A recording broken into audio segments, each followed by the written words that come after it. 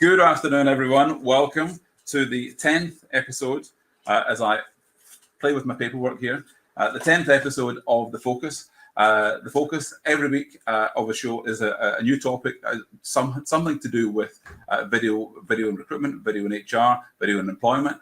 This week's very, very special guest is the very most honourable Matthew Alder. Matt, good afternoon. Welcome. How are you? Hi, Stephen. How are you? It doesn't matter how I am. How I am is irrelevant. The guest is the important thing here. So, how the devil are you? I'm very well. I don't normally do much video at the moment because I'm sort of so focused on audio and podcasting. So I haven't quite got the right setup. So you have to apologise. My handheld mic getting in the way. You're not apologising for your face, are you? You're not saying that you have a face for podcasting. I knew you were going to make that joke, so I'm not going to even respond to it. So, Matt, you are an acclaimed author, futurologist, speaker, host of the Recruiting Future podcast, which is now up to 208, and the next one is coming out, episodes. Before we get on to talking about you in a bit more detail, I just want to recap. So, for everyone who's watching, if you didn't watch last week's episode, then please go back and find it, because last week we had Jim Stroud on, the magnificent Jim Stroud. Jim Stroud is, it turns out, is not only a practitioner in video and recruitment since the year dot, but actually trained as a videographer and a cinematographer. So he really knows his stuff when it comes to video, and was ploughing a pretty lonely furrow as one of the only people putting out videos maybe 10, 15 years ago, pre-YouTube even. So last week's show was a corker, and I would definitely recommend that people make the effort to go and find that. And even go back to, if you go to recruiter.zone, you'll be able to see all the previous episodes where our guests have been spectacular. I make a joke every week that this week's guest is the best we've ever had, and some previous guests might take the hump at that, but I love them all the same. So the challenge, the focus of this week's show is building an audience. Matt has been building an audience over the past 4.5 years with the Recruiting Future podcast. If you're not a subscriber to the RFP, as the cool kids call it, if you're not a subscriber, that's a Richard Herring joke. But if you're not a subscriber, then please get yourself along and subscribe now, wherever you get your podcasts, and get it on one of these little boxes, because if you want to be informed, then that's the way to do it. Matt, welcome again to the show. It's great to have you on. It's a real treat to have someone with a proper microphone for a change. Let me just have a look at that thing in your hands there. I see. Look at that. There you go. Can you tell us what model of microphone are you sporting this afternoon? It's a Shure SM58 for all the audio geeks out there. It's a classic microphone used by lots of pop stars and podcasters and various other people who like good sound quality. Superb. So Matt, normally at the beginning of each week I do a bit of a recap on what people's backgrounds are. Anyone watching, you can see on the timeline on the right hand side, you can see a link to Matt's LinkedIn or LinkedIn profile. Sorry, I was speaking with someone earlier on from Spain. But Matt, can I ask you to tell the audience a little bit, without going over the top, a little bit that people might not realize about your background? Yeah, sure. So I've been working in the, I kind of call it the online recruitment space, but it's really just recruitment these days, isn't it? All recruitment's online. But I've been working with the internet and recruitment for 20 years this year, which seems like a very long time. For the first 10 years of that, I was working in a couple of big recruitment marketing agencies. Mm-hmm. For the last 10 years, I've been out as a kind of a solo strategy consultant. Yeah. And for the last 4.5 years, I've been building the Recruiting Future podcast, which is slowly taking over my life. Yeah. So in that 20 years, you'll have seen, and that 20 years is, there maybe 5 years or so before that where the internet existed, but really in terms of development of media on the internet and the internet as we know it now, you'll have seen the evolution of how, well, any website, but in particular, recruitment, HR, any websites that have been serving our space, and the mediums that have been used, or the media that have been used. Podcasts have obviously they've had a rise and fall. Actually, there was a time when there was a podcast everywhere, and then there was a time not so much. And obviously, we've seen in the past 3-4 years, especially, a huge growth in the video side of things. What's your perspective on the mediums used to get content out? I know you used to blog a lot, and the written word is not what it used to be. So what's your perspective on transmitting that information to audiences? To be honest with you, I think it's always been a mix of the written word, audio, and video. And I think that there's just different emphasis over time on different things, and formats change and formats evolve. As a side issue, podcasting's popularity has never actually dropped. It's always steadily grown. It's just the coverage around it, which has kind of come in and gone out. So, you go back sort of, 8, 9, 10 years when podcasts first appeared, there was a lot of talk about them, then there wasn't. And obviously the last sort of 2 or 3 years has been an absolute explosion in podcasting. But it's actually the coverage of it, the growth has always been continuous. So I always think it's kind of a real balance of, formats and attention spans. I think that, at the moment we're seeing the rise of longer form video and longer form text as ways of where people put their attention. So it's kind of an ever evolving mix of different ways to get your content out there. And I think the important aspect of that is understanding your audience and how they currently consume content, if you're going to kind of make the most of which of those channels to use. Yeah. So context is obviously very relevant, and technology. We spoke last week with Jim about pre-YouTube. It was actually really quite difficult, not just to film. You could film with a camera, video segments, but then having somewhere to put it out there and having, the audience having the bandwidth to consume video was not really there before. Broadband speeds got a lot faster, and YouTube as a platform was there for everyone to post to. Before people had iPhones, then and the iTunes store, then subscribing to a podcast was less of a straightforward affair, and having that channel where people can discover new content, new podcasts, is a great way to go. So the ability to have a podcast that's fed out to someone who is literally subscribing in the middle of the night while they're sleeping. The new episode of the Recruitment Future podcast is downloading to their phone, and when they get up to walk to work in the morning, they can listen to it on the way in. So from a convenience point of view, that tech and the platform is really important. You were saying there about the context of how people consume your content. So, and we'll get on to video a bit more, but I'd really like to look at the podcast or the audio only side of things. How do you imagine your audience are consuming your content? Do you have any hands-on knowledge? Yeah, I have some data on how that's done. I'm also sort of continually talking to the audience and finding out what they want and how they consume. Podcast is interesting because you don't have to hold your phone up to your face to watch it, which you do with video.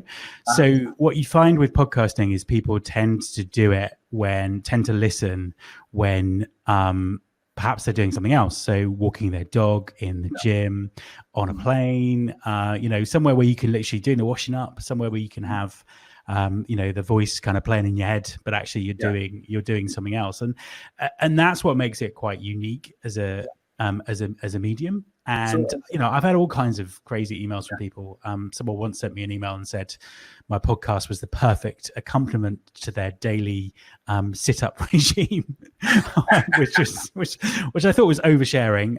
But that, I get lots of the rhythm of your speech tied in with, I don't even know, but people walking their dog, people listening on planes and trains, and also to a certain extent listening in the car. I think that's probably more prevalent in the US because they commute in cars more. than perhaps in the UK. But that's certainly the feedback that I get, and I can see data from times of day, and times of day tends to be early in the morning, late in the evening, at weekends. That's when the majority of people are listening. So you can see listening going on at rush hours. Yeah, you can kind of see the peaks of when people are listening, and it's kind of at those kind of either end of the day, basically.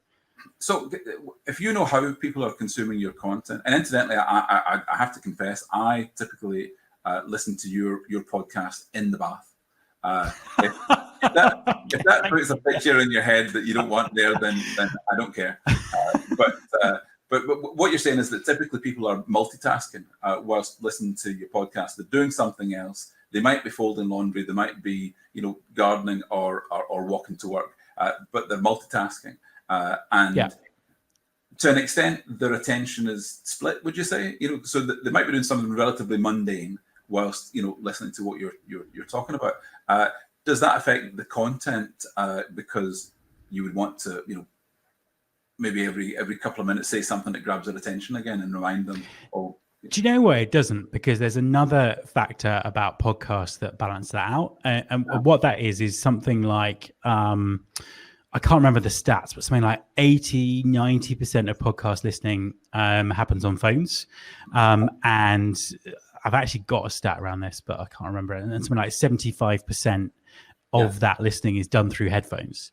So what you have is you've got your voice straight into someone's head, and while they're walking their dog or having a bath or doing their sit-ups or doing their gardening, they can't be interrupted by anything else. So you don't have their full attention, but you have their kind of their intellectual attention, if that makes sense, because it's doing kind of repetitive, mundane, not mundane, but things that don't take much brain power. So the fact that they're doing something else is balanced out by the fact that there are no other interruptions. And with anything else, with video, with the written word, whatever it might be, you're constantly battling interruptions from elsewhere. But if someone's put their phone in their pocket because they're running, they can't get it out and start looking through Facebook. So that kind of really balances it out. So so they're not flipping. Once they've put you on, then they've got you until they stop their run. And they may only listen to half an episode or something like that. But the kind of aggregated listening stats for podcasts are really interesting as well. It's like, most something like 80% of people will listen to the whole podcast if they start listening to it. They might do that in chunks, but the commitment to actually finish it is much higher than you'd find in other medium. And I'm not sure if I can remember doing it. I have a vague idea that I did, but could I shout to Alexa to play the Recruiting Future podcast? Will that come on?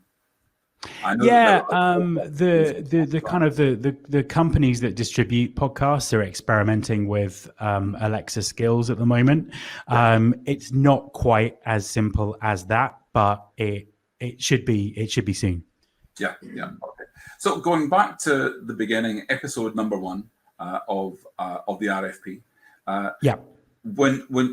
When you were putting it together, had you been sort of circling the idea for a while and then settled upon a format? And it was did you consider this at the time as well as audio? Yeah, keep coughing. It was actually kind of the third iteration of something called Recruiting Future. So back in 2012, I initially did a series of video interviews, but face-to-face video interviews. I actually went to San Francisco for 3 weeks to interview loads of people out there. So I did a whole kind of Recruiting Future interview series. So I did a load of video. Then I started experimenting with audio video, but not distributing it as a podcast, like putting it on SoundCloud and trying to put it on a blog and trying to drive traffic to it. So this was kind of really the third iteration of the format, and the time was right to sort of put that out as a podcast, basically. And obviously I don't think the other 2 versions ever got past episode 12, and this one has run. So So yeah, but it wasn't my first attempt to do something like this. It was actually my third attempt. In the video field, we of course have live streaming now. We're live streaming as we speak, and people might be watching this on Crowdcast or on Facebook, or they might be watching the recorded version later on. Podcasts are, by definition, recorded items that can then be edited and buffed up before being put out. Is there now, or likely to be in the future, a live streaming version of? Yeah, that's an interesting question. I think there are ways of live streaming audio. I think it's really interesting that some of the most successful podcasts in the world have invented like live shows around what they do. So you mentioned Richard Herring earlier, who's one of my favorite podcasters. His podcast is recorded in front of a live theatre audience, and he's just done 21 shows at the Edinburgh Festival with his live with his podcast. The famous podcast, My Dad Wrote a Porno, which is one of the most successful podcasts in the world, actually sold out the Albert Hall for their live their live episode. And there's currently the London Podcasting Festival happening in London, where a lot of leading podcasts are doing live versions of their show, and you just can't even buy tickets. So interestingly, none of those are streamed live. They're all recorded live and then then published, and I think that reflects the way the medium works, that people listen to podcasts in their own time at a time that they want to listen to them. So I think that's why we haven't actually seen any live streaming audio, and I think also it's difficult. It's quite difficult to do, but that's not to say that we won't. The people won't do it, but it's interesting when podcasts that successful don't stream live. Yeah.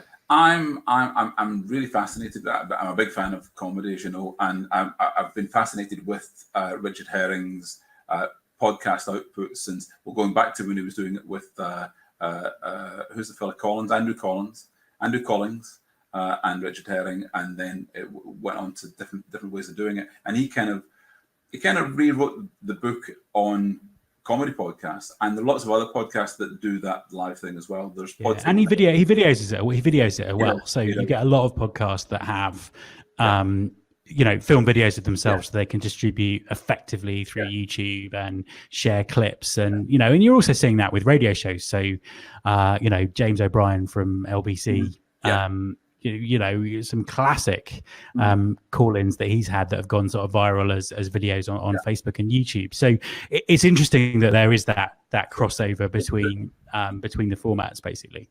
The point I'm getting onto is that in line with video in the way that it can be as well, his podcasts, there are a patchwork quilt of types of podcasts that he does, and the podcasts support the selling of merchandise, and the merchandise supports the funding of the podcast, and then everything promotes his live show. So there are reasons behind each of them, and each of them overlays the other. So there's a purpose. And when people are using video, it's often the case that they'll look at just the recording of video on its own, in a solitary way, not thinking, well, as part of a multi-layered marketing effort, then this video can be a key component, so that one hand washes the other. So if you've got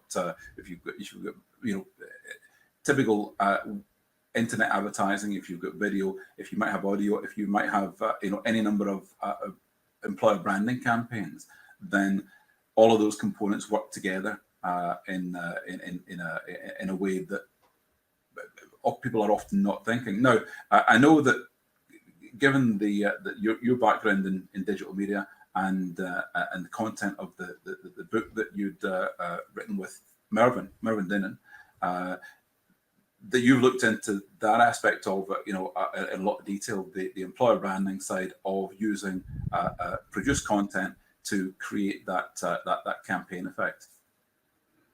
Yeah, absolutely, and it's something that I have a number of employers that I consult with, and it's something that I've done lots of hands-on work. And I think you nail it when you call it an asset. It's if you can create a long, whatever that means, employer brand video. There's lots of things you can do with that. So you can, you host that on your website is the obvious thing, but you can then break that up. You can use it as social media video ads. You can put it out on, mirror it on YouTube, or put a different version out on YouTube. You can use it. It's an asset that can be used. And time again, I see people spending a lot of money producing a video. Yeah. And they're not really doing anything, just sticking it on a website and kind of forgetting about it. And you're like, actually, this is a huge, there's a huge marketing opportunity with this content. Yeah. So it's okay when you either record, a long video and then maybe break it into components, or also what I like to think about marketing and an archive of video content, a bit like video, like Lego bricks, where each is overlaying each other and each tell part of the story. But in total, if you have an archive of video content on your YouTube channel, or on the page on your website that's reflecting that, then you're telling a much more broad, granular story, and people get the aggregate of all that tells people what your organization is about, and they can get into the silos of them. So if you were looking into a particular organization and the part of the company that you're interested in, you can see videos on that. Then you can dig into those, but across the piece, they tell that wider story. Now, going back to the audience side of things, people try to build audiences, or are trying to build more audiences all the time with video, and we know that there are people out there, vloggers on YouTube, who can make a living of it, and go viral. Absolutely. And they all have to start with show number one, and show number one inevitably is a hodgepodge of what they thought it was going to be, and by show number 10 it becomes something different, because they're responding to the audience that they have, and maybe what worked they keep, and what didn't work they drop. From your point of view, when looking at building, attracting an audience in the first place, building that up, and then retaining that, what would be the key things that you've learned that would cross the divide from audio to video? Yeah, so I think from a strategy perspective, it's really knowing who your audience are, where they are, what they want, how they consume content, and what's going to get their attention. Because I think we've kind of touched on, particularly with video, you are massively competing for that initial attention, even for someone subscribing down the line. So I think that understanding of the audience is absolutely critical, and also refining over time based on that understanding is kind of critical. I think with sort of subscription channels, there's a kind of a misnomer that you put out some great content, it goes viral, and suddenly you've built this amazing loyal audience really quickly. And that's not the case at all. I think if you look at some of the some of the vloggers who are out there, they've built audience over a really long period of time. My audience for the podcast has mainly grown organically and via word of mouth, but that's taken 4.5 years to get there. So I'm kind of guessing that most employers don't have 4.5 years to build an audience. So you just kind of have to look at, how you have to get that kind of we're going viral myth off the desk, and look at how you build and grow that audience. And a lot of that comes from how you market the video. So whether that's paid marketing or whatever that looks like, and that's critical. So it's kind of understand the audience, understand the content they want, and then do what you need to do to match, to kind of make that match. But also strong content does build an audience. So the content has to be good, and if it's good, then people will watch it. Fantastic. Can I just mention at this point, anyone watching live, then if you have any questions, then please type them in the side. I can see we've got Debbie, Bryony, John, Michelle, and a number of others. So any questions, then please shoot them in on the side. Going back to that building an audience, obviously you have guests every show. Some guests are really big names in their own right, in the business world, in the HR world, and so on. And those will be a draw. Some are really fascinating characters, but maybe not so many folk have heard of them. How do you select your guests, and how important is it to have a star name every other show? to maintain So, that audience? so yeah, that's a really interesting question, and it's changed over time. So when I launched the podcast, I had to grow some kind of audience reasonably quickly to make it worth doing another one. Yeah. So I did deliberately, select people who I knew had a big network who could kind of share the show. As say you've never had me on.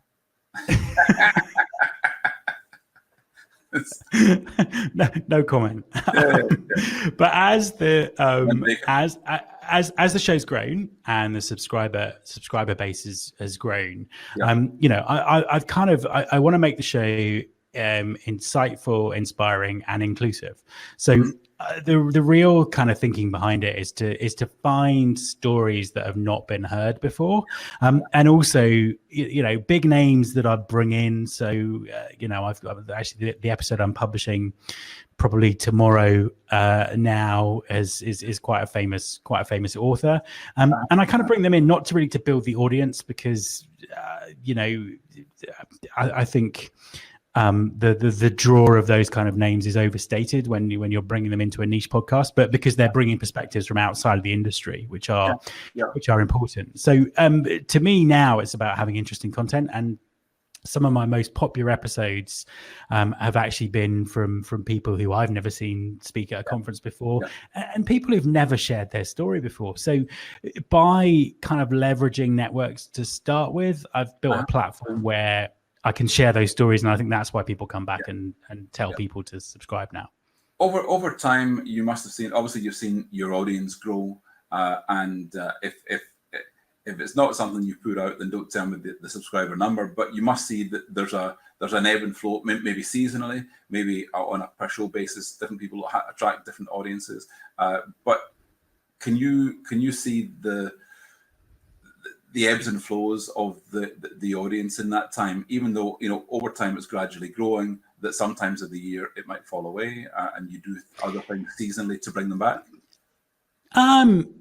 Not really, actually. The growth is quite consistent year on year, not quite month on month. So it probably goes through like a 3 or 4 month period where it might, and then it kind of makes a jump. It's just literally made the jump actually in the last in the last couple of months, and I think that's because of the subscription nature of podcasts. That people subscribe. It's very easy for them to get the content.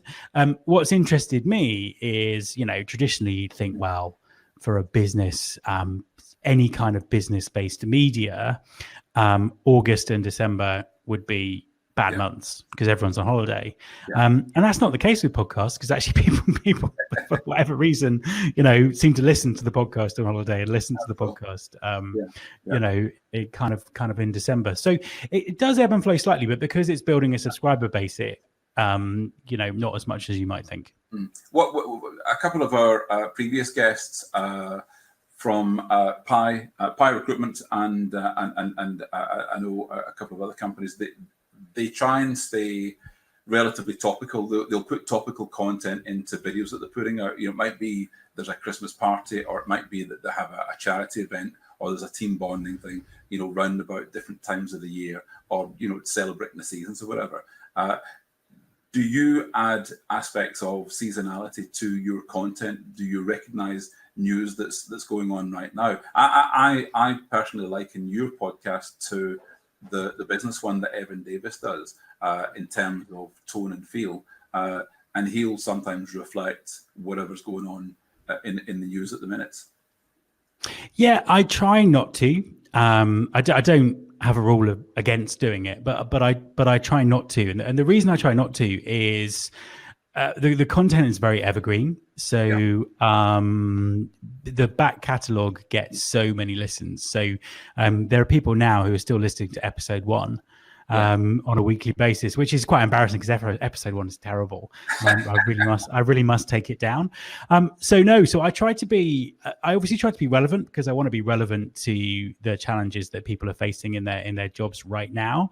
But at the same time, there is this aspect of evergreen content. So if I was to I wouldn't, for example, do a special episode about Brexit or something that was, I was going to say very topical. It's been topical for years, but something that was quite sort of transitory, that if someone listened to it a year or 18 months later, they wouldn't get the value from it. That said, I will mention if it's Christmas or I'd recorded the podcast with someone at the Edinburgh Festival, and we mentioned we're at the Edinburgh Festival.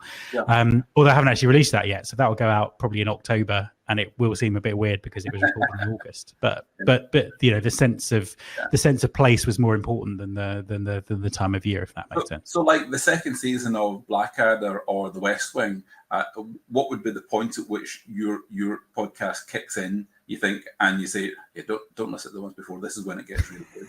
And again, that might be a bit disrespectful. Yeah, do you know, I've never actually gone back and forensically checked and said, if you want to start, you should start at this episode. And I get emails. I got a couple of emails before where people say, I've just found your podcast. I've started episode 1. I'm up to episode 50. Yeah. And I say to people, it's not Game of Thrones. You don't have to watch them. You don't have to watch them in order. I would say, I do it more on a time basis. I'd say that the ones from the last 18 months are all very relevant. Once you start going back past 18 months, 2 years, the topics are a little bit dated. And then if you go back into the first 50, the production is not very good, and I didn't really know what I was doing. So probably the last 18 months is what I'd normally focus on. Debbie on the side says, it seems like there's a ton of obligatory holiday content seasonally.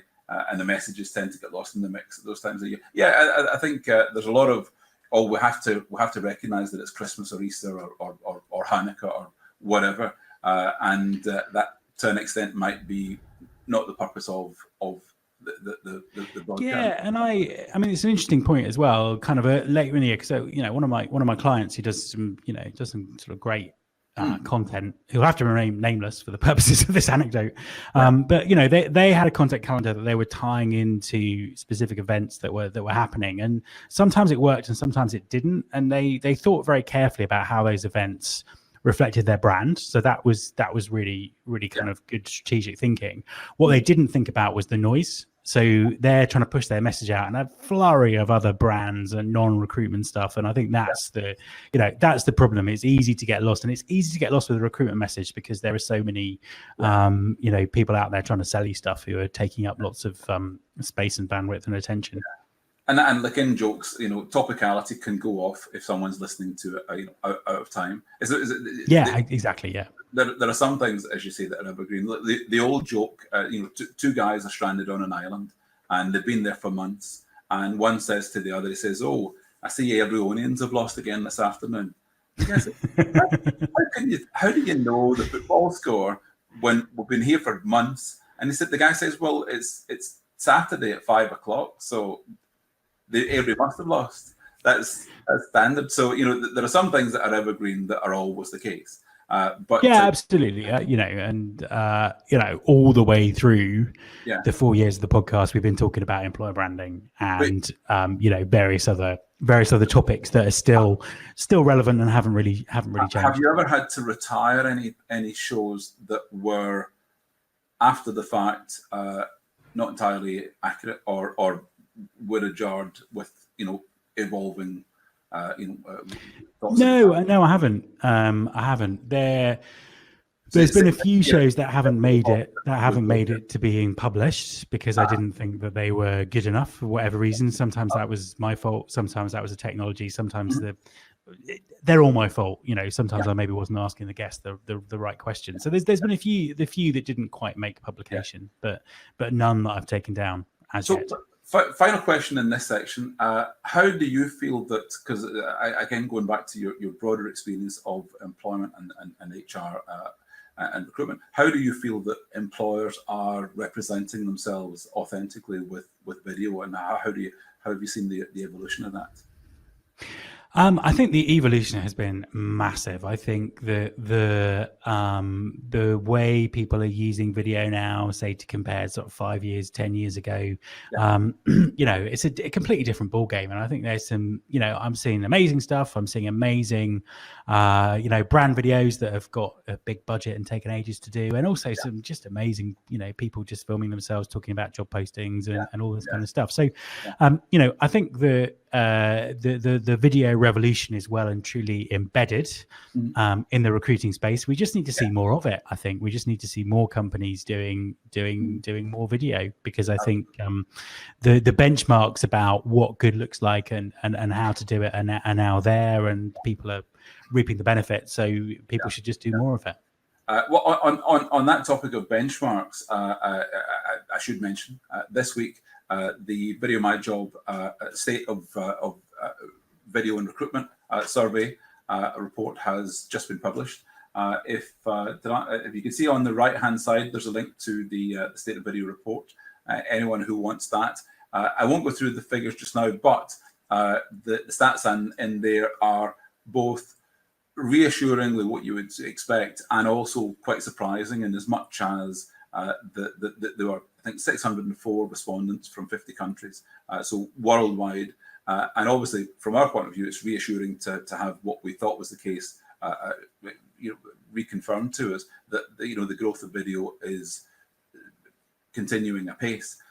But it's often the case that companies think to themselves, because they can't see immediate companies around about them doing and making content on video, they are not aware that it's going on right around the world. And this report hopefully will fill in the gaps there, so that people will understand it's an absolute thing, and it's happening at pace. And also, you were mentioned before about the thought that for a video to be any good, it has to be a big production. It has to be expensive. One of your picks for video of the week, and we'll move on to our videos of the week, is from Wistia. I think you were at a talk last week where you heard someone talking about, was it people from Wistia themselves? Yeah, it was an event called Cheering Fest in Edinburgh. Was it probably 2 weeks ago, which is a brilliant tech conference. If you're ever in Edinburgh in August, you should definitely go. You should definitely go next year. They're kind of they're a video marketing company. I don't think they're a competitor to you guys, but they did this. I mean, there's a few bits to this story. So this started off as an experiment. It's called 110 100. Yeah, I'm just going to watch this while you're talking. Okay, no worries. Yeah. Okay, so it's called 110 100. What they did was they took 3 different budgets, $1,000, $10,000, and $100,000, and they tried to make the same promotional video with those 3 different budgets, and then they put them out there and tested them to see which one worked the best. So that in itself was interesting. What was really interesting is they made a documentary series about the making these videos. And they were talking about this documentary series comes in at over 2 hours, and it had actually generated more kind of sort of dwell time on their site than any of the, all their blogs totaled together for the last 2 years. And the guy was talking about the kind of the Netflix effect that we have, that if we actually choose to sit down and watch something, we're quite happy to watch something that's much longer. And they were using video marketing to actually get the trailer out to get people in to watch the video series. So I thought there's so much going on there. There's the whole production cost of the actual promos, but how they then actually turned that they actually turned that into the content. It's just a fascinating case study. It's another way of showing that so companies often when I speak to them, they say, well, we don't have a story to tell, when they don't realize that the story is all around them. Everyday decisions, everyday work, as soon as there are people involved, there are stories. And it also shows that much of the planning and the putting together of any kind of video that can all be done for either free or no cost. because it's thought time. It's not necessarily technical, kit. It's not necessarily hiring in professionals. It's the planning in advance and thinking, right, what's the message we want to get out there? And if you're doing it with kit that otherwise you might think, well, if I've got it in my pocket, then how professional can it be? But of course, we know that these smartphones, they can record in 4K, and the audio is amazing on them. And with a bit of imagination, a bit of planning, then you can get something that looks very authentic. You never lose the authenticity when you're doing it yourself, and that's the key part of it. If you pass on work to professionals who come in, then to an extent you pass on the editorial control to them, which is then maybe not quite as authentic as if you film it yourself. But even though you do it yourself, the professionalism of the quality of the shot, the lighting, and of course the content is all completely manageable without doing all of those things. And of course the speed at which you can get content made and out is really quite amazing. There's a stat actually that we like to talk about, where our clients, they've brought down, amongst them all worldwide, they've brought down the time it takes from pressing record to pressing publish on a video to 27 minutes. And that includes all the editing in between, which is really quite extraordinary. So moving on in terms of video of the week, there's a couple of things that I want to mention. There's a video, now I saw this video a little bit earlier this year, and it's from AA Careers.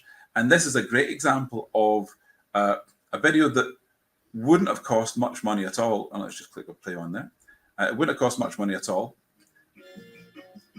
And it's got kind of a nerdy, funky, maybe even naff music in the background, but it's just a long shot round their office with some odd people in between, like the dog there. But it's talking about all the range of different types of jobs that people maybe otherwise wouldn't imagine are working for the AA. And the AA is a huge organization. Obviously, it's synonymous. Oh, there's some cheese. Obviously, it's synonymous in the UK with breakdown and car repairs. But behind that, there's a huge raft of different careers going on. So, as I say, this could literally have been filmed, aside from, getting is that? I thought she was drinking a bottle of vodka there. But aside from getting people in the office to just move around doing what they do and put some unusual people in place, then it's just one long shot, could be filmed on an iPhone and dropping in the captions. And altogether, it lasts 1 minute and 50 seconds.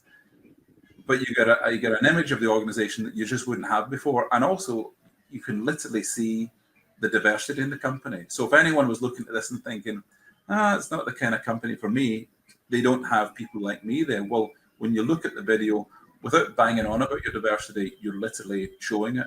You're also showing your culture. You're showing that there's a sense of humor in the place. There's people have a laugh. It's a nice, well lit, polished office and so on. So yeah, I love this video, and I think it might have won an award or two. But in terms of the cost, maybe they did get a professional film to do it, but this very sort of thing could be done for relative peanuts compared to. And I definitely want to be a fromage analyst. I know a few people Sounds like a great job, who see themselves as fromage analysts right now. Now, I won't bang on about other videos too much just now. I know that we're going a bit over time. I will mention very quickly, just last week, we released, again in the video frame, we released the videos that were recorded at RecX Lisbon earlier this year. These are all under 15-minute TED Talk type talks. That's a bit of a tongue twister. TED Talk type talks. I can't say it again. But from some spectacular speakers. These are all on recx.net, so you can see those there. I won't bang on about it too much, but if you're looking for quality talks, then I would absolutely recommend them. Now, coming back, I'm going to stop sharing my screen now. Coming back to it, we've gone a bit over time. Before we finish, Matthew Alder, honorary Scotsman, do you have any technical tips that you can leave our audience with before we finish for the week? Sound. It has to be sound. I think you should, when you're doing video, you should just do everything in your power to make sure you have the best quality sound. Whether that's external mics or whatever works best.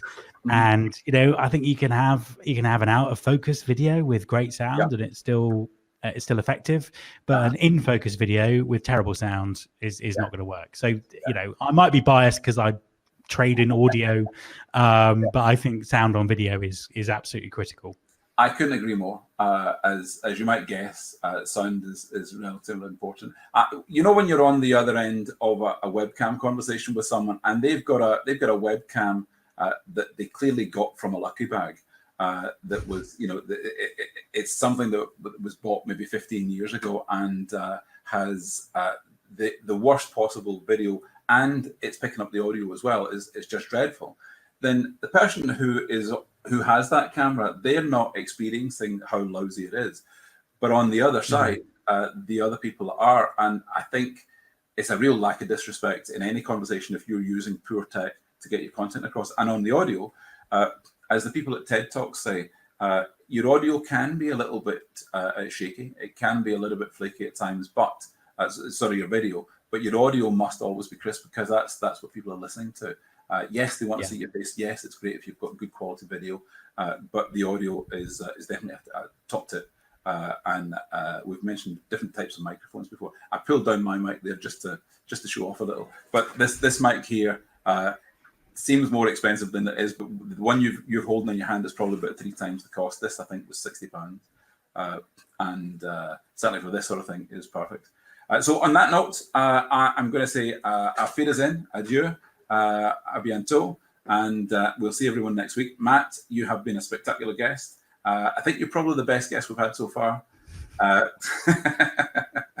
Maybe next week's guest will be better, but they've got a mountain. Yeah, end the series now. End the series now. Well, thank you very much. Thank you very much for having me on the show.